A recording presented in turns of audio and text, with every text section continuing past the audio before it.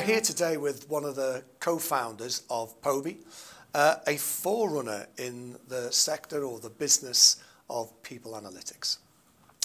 So welcome, Paul. Hi, Arthur. And thank you for your time. So Paul, you know, people analytics, why is that getting so much focus right now? People are pretty much most businesses' single biggest investment. And if you consider that people write the strategy, build the product, interface with the customer, it's going to be a topical subject for most boards to understand. So how does Pobi help with those challenges? Most businesses have got clarity of their strategy and kind of what they want to deliver.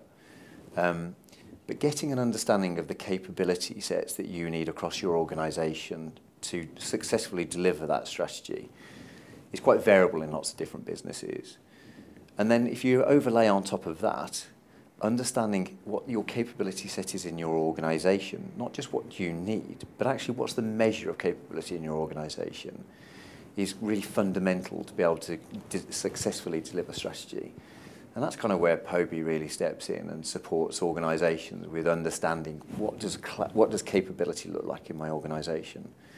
And actually what we do is we take that down to an individual level and help individuals in an organisation and against a role understand what great looks like and how do they measure up against that. Where are their strengths and where are their gaps?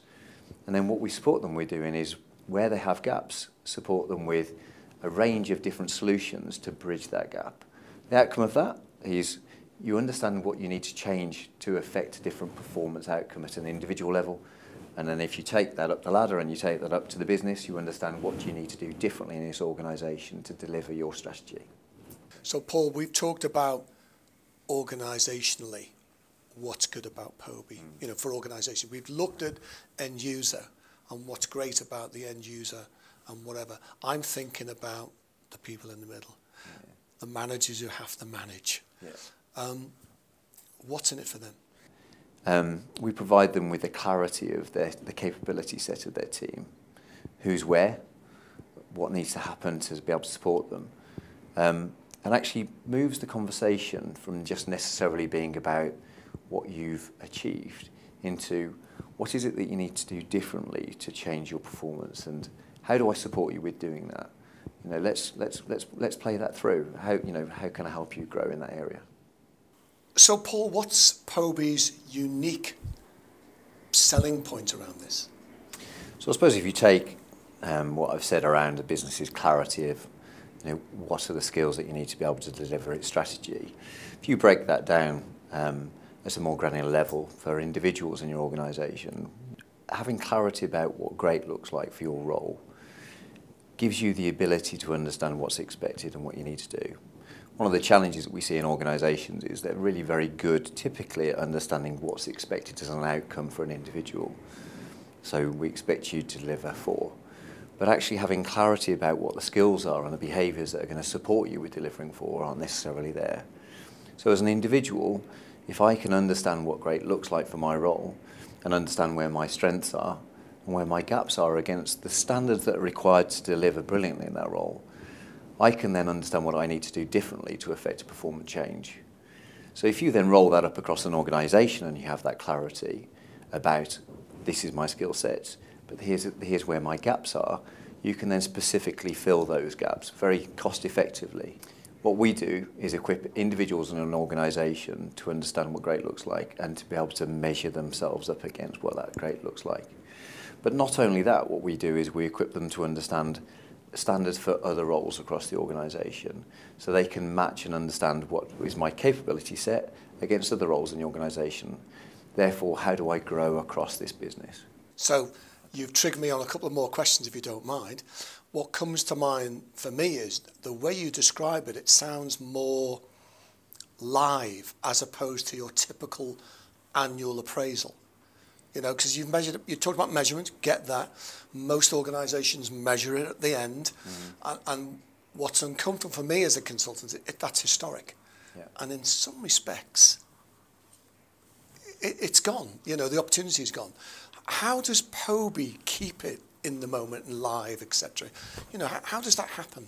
practically? You know, what we have is a digital platform that kind of serves as a bit of a coach, if you like, which helps somebody understand before they undertake the journey. So there's not a lot of point in getting to the end of 100 metres and then looking back, and because you've already done your time. What you need to be able to understand is what's the skills that you need to be brilliant, and what are the things that I can address, where have I got shortfalls, to be able to kind of run the 100 metres faster, if you like. And that's the same in business.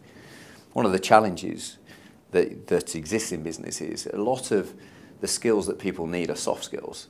So leadership and management are soft skills. You know, what are your personal skills, interpersonal skills, sales skills, service skills? They're all soft. So by definition, they're not necessarily tangible. So how do you convert that intangibility into something that is very clear? And as a consequence, almost what we're doing is we're imparting the experience of what great looks like to people, and then equipping them to do something with that.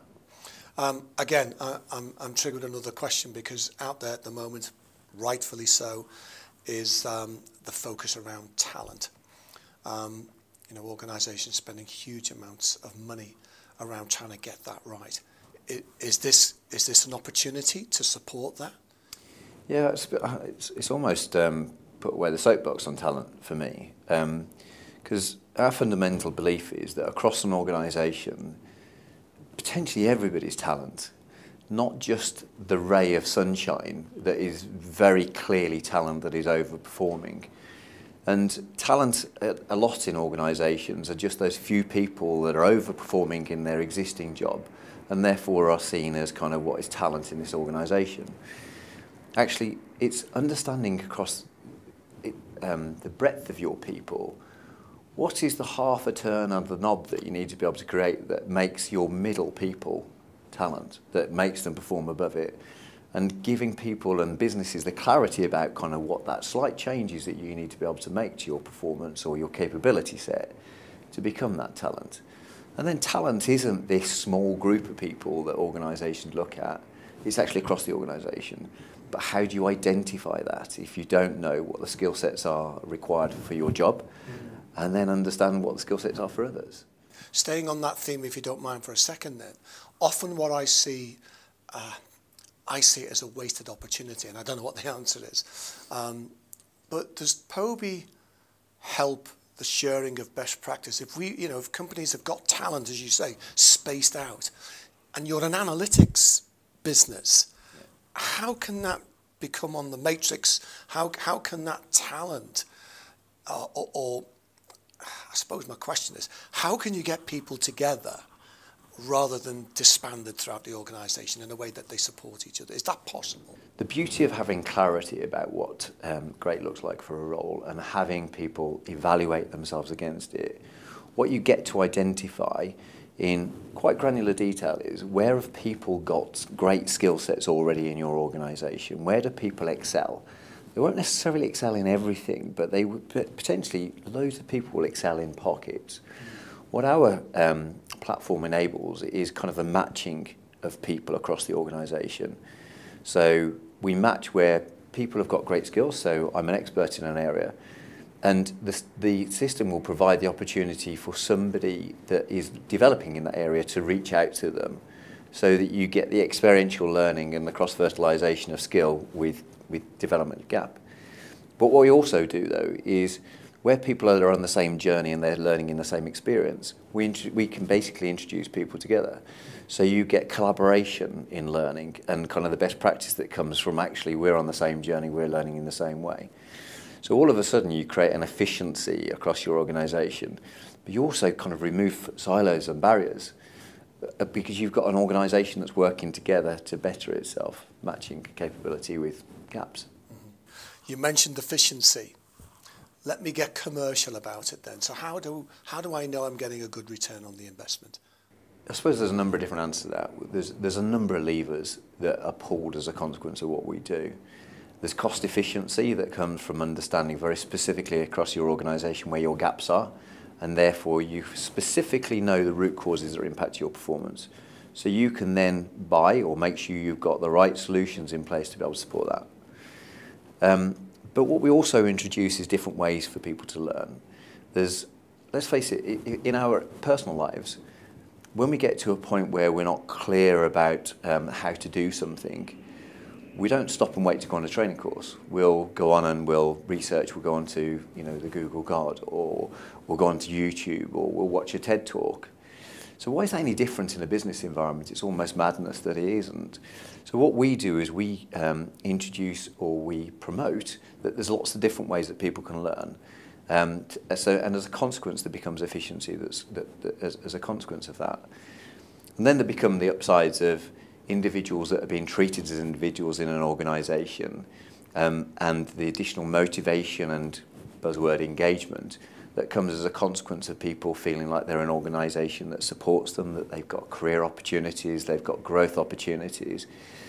But also I've got a relationship with my manager, which is one that moves almost the manager from having to own the development or identify the development or manage the output performance into a much more developmental coaching role, because actually we've both collectively understood where my gaps are. So as my manager, you can now support me with that as opposed to sit and wait for a solution to come along and support me with that. So Paul, and I suppose it is provocative, but there are a lot of HR systems out there that do wonderful things. There are lots of technology platforms out there, but many don't provide benefits on the front line.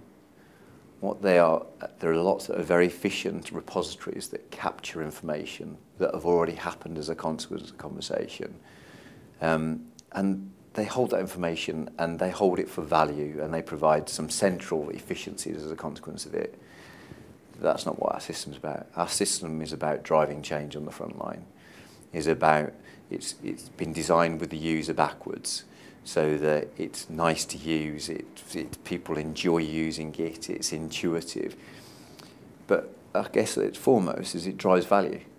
It drives clarity about what I need to do differently. It puts me in the driving seat to be able to do something about it, and supports change. And that's kind of what was important to us.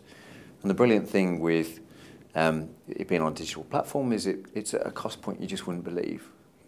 I think it was Einstein who said the definition of madness was doing the same thing over and over again and expecting a different result.